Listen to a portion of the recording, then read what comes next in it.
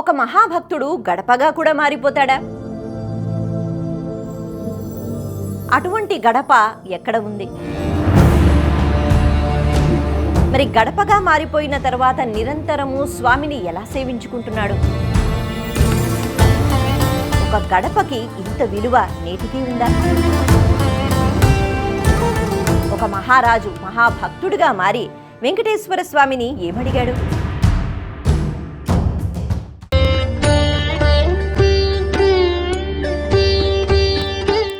భక్తివన్ ప్రేక్షకులకు నమస్కారం. భక్తి అన్నది ఎలా ఉంటుంది, ఇదిగో ఇలా ఉంటుంది అని చెప్పగలమా? లేదు కదా.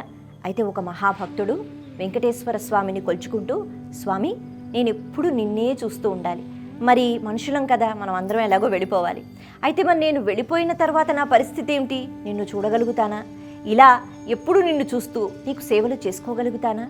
కాబట్టి నాకు ఒక కోరిక, ఈ తిరుమలలో, ఈ ఆనంద నిలయంలో, లేకపోతే ఎక్కడైనా ఎప్పుడూ నిన్నే చూసుకునేటట్టుగా ఒక చెట్టునైనా బాగుండు, ఒక పుట్టనైనా బాగుండు, ఒక గడపనైనా బాగుంటుంది కదా అని వేడుకున్నట్ట. అలా వేడుకున్న తర్వాత వెంకటేశ్వర స్వామి తథాస్తు అన్నారు. కాబట్టి నేటికి తిరుమలలో ఆ ఆనంద నిలయంలో గర్భగుడిలో ఒక మెట్టు కనిపిస్తుంది, ఒక గడప కనిపిస్తుంది. ఆ గడప దాటి లోపలికి ఎవ్వరూ వెళ్ళరు. కేవలం ప్రధాన అర్చకులు ఎవరైతే ఉంటారో వారు మాత్రమే వెళతారు. మరి ఈ గడపనే కులశేఖర పడి అని అంటారు. ఆ మహాభక్తుడే కులశేఖరుడు. ఈయన మహాభక్తుడిగా ఎలా మారాడు అంటే, ఆయన ఒక క్షత్రియుడు, ఒక రాజు. కానీ ఆయన మనసంతా ఎప్పుడు స్వామివారి మీదే. ఆయన ఎటువంటి అనుగ్రహాన్ని పొందారు అంటే, కేవలం తిరుమల క్షేత్రంలో మాత్రమే కాదు, శ్రీరంగంలో ఉన్న గడపని కూడా కులశేఖర పడి అని అంటూ ఉంటారు. అలా ఆ పడి రూపంలో ఎప్పుడూ స్వామివారిని దర్శించుకుంటూనే ఉంటారు. ఇది వెంకటేశ్వర స్వామి తనకి ఇచ్చిన విశేషమైన అనుగ్రహం. ఇంతకీ ఈ రాజుగారు ఈ అనుగ్రహాన్ని ఎలా పొందారు? కులశేఖర ఆళ్వార్ అని అంటారు. ఈయన ఒక రాజు. అయితే రాజ్య పరిపాలన ఎలా చేసేవారు అంటే, బ్రహ్మాండంగా చేసేవారు. మళ్ళీ తిరిగి రామరాజ్యం వచ్చిందా అనేటట్టుగా ఉంటూ ఉండేదట. అందరినీ చాలా బాగా చూసుకుంటూ ఉండేవారు. కాకపోతే ఆయనకి ఒక బలహీనత ఉండేది. ఆ బలహీనత ఏమిటి అంటే, పురాణాలు. పురాణాలు ఎప్పుడైనా బలహీనతగా ఉంటాయా అంటే ఈయనకి.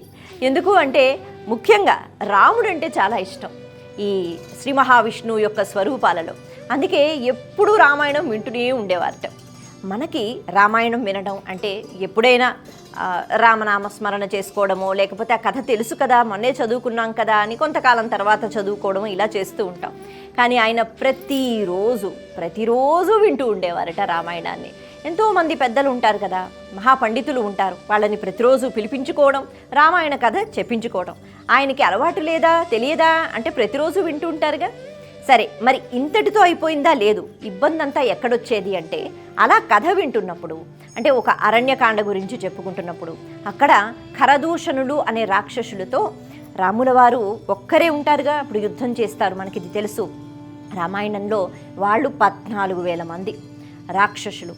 వాళ్లతో కేవలం ఒక రామచంద్రమూర్తి మాత్రమే యుద్ధం చేస్తారు. అదొక భయంకరమైన యుద్ధం.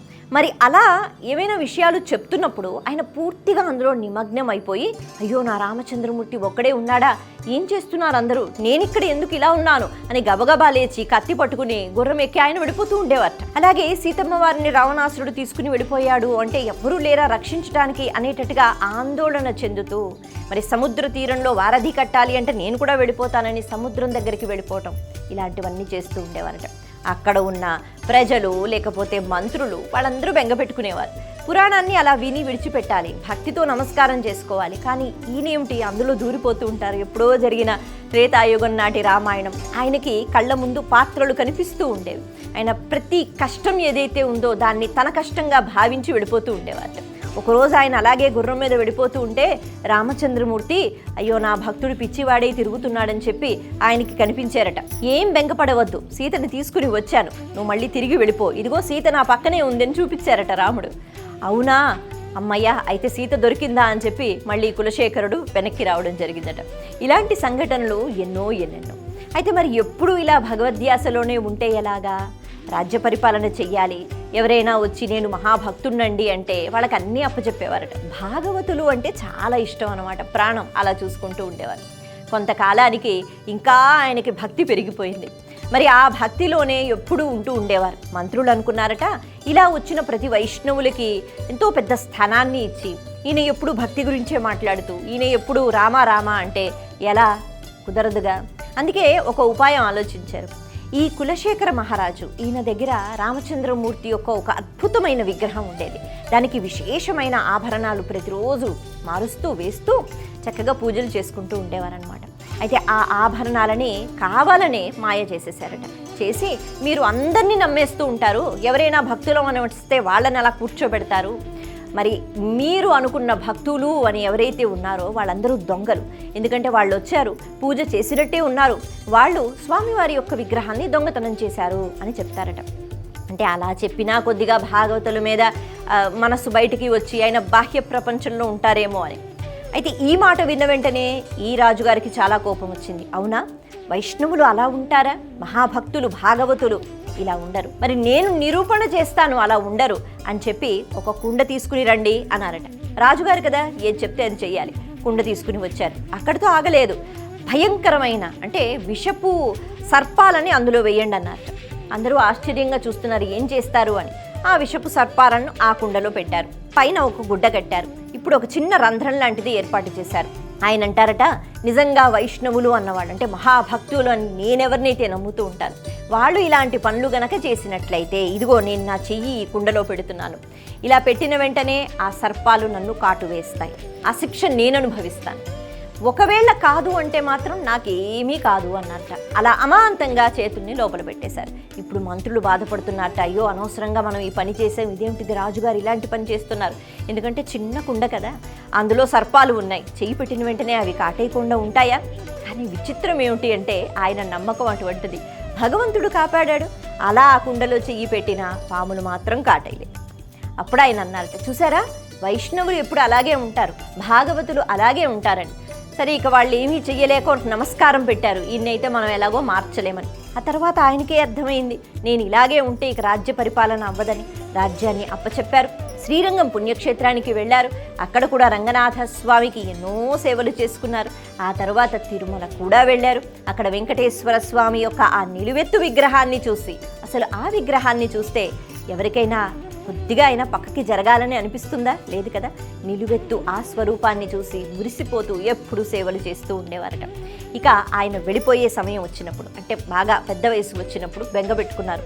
స్వామి, ఈ జన్మలో అయితే ఇలా మనిషిగా పుట్టాను కాబట్టి చక్కగా నీ సేవలు చేసుకుంటున్నాను, నేను ప్రతినిత్యం చూసుకుంటున్నాను, మరి ఆ తర్వాత ఎలా పుడతానో తెలీదు, ఎక్కడ ఉంటానో తెలీదు, మరి నిన్ను ఎలా చూసుకోవాలి, ఎలా సేవించుకోవాలి అని బెంగ. ఆ బెంగతో వేడుకున్నట్ట. ఇంకా మనకి చెప్తారు, ఆయన భక్తి శ్రద్ధలతో కొన్ని పాసురాలను, అలాగే కొన్ని పద్యాలను, కొన్ని రచనలు కూడా చేశారు. అటువంటి ఆ పాసురాలలో కూడా బెంగ పెట్టుకుంటూ రాస్తారట, నేను మళ్ళా జన్మలో ఎలా పుడతానో తెలియదు, మరి స్వామి ఎప్పుడూ నిన్ను చూడాలంటే నేనేం చెయ్యాలి అని.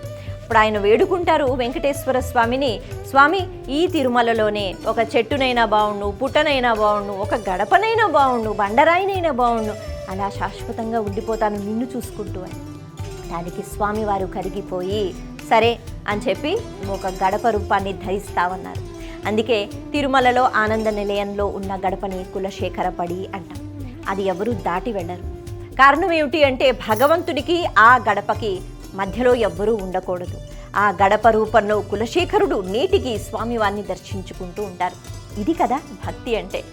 శాశ్వతంగా ఆయన ఉండిపోయారు. ఎన్ని జన్మలు ఎత్తాలి అంటే చెప్పాలి అంటే ముక్తిని మోక్షాన్ని అప్పుడే పొందారు. అయినా కూడా ఆ పడి రూపంలో, ఆ గడప రూపంలో స్వామిని ఆరాధిస్తున్నారు.